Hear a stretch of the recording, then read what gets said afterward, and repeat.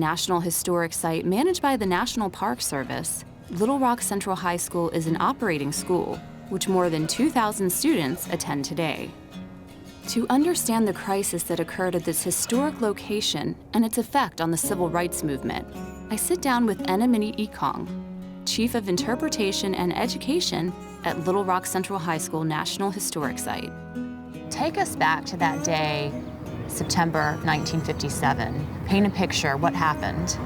September 4th, Elizabeth Eckford is excited, as every 15-year-old is on that first day of school. She'll get off the bus, make her way to what's now Daisy Bates and Park. Back then it would have been 14th Street. And by that time, she's hearing a crowd that's lined up here of about 200 citizens, mostly parents of Central High students. By the time she makes it to that corner, she notices that there's a National Guard and students are coming in on the side of the building. And so she's following these white students up until the National Guard blocks her. Now they have guns, they have bayonets. And so, she's like, okay, well, I'm just trying to do what the other students are doing. And so she tries to go through another set of them. They block her again. The reason why that mobile station is on the corner is because it serves as the historical epicenter of where individuals like yourself helped us chronicle history. Every news reporter would have been there preparing, waiting for the commotion, and it just so happened that Elizabeth gave them the prime spot coming from this side of town for them to get the amazing footage and shots that they got. So once they saw, it was like the first African-American student is here, and they rushed to get the story.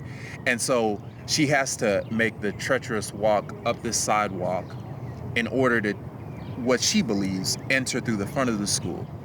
How Miss Eckford describes it, the only protection that she had were the shades that she was wearing. She says she even remembers walking and seeing a lady with beautiful eyes, and she saw it to be a friendly face until the lady spit in her face.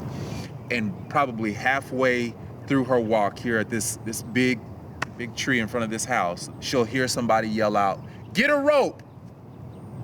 She doesn't see a black face in sight.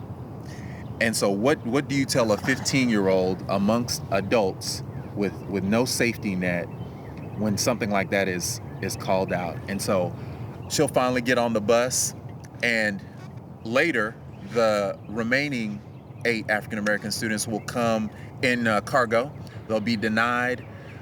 They will try again midway through September, and yet again still be denied.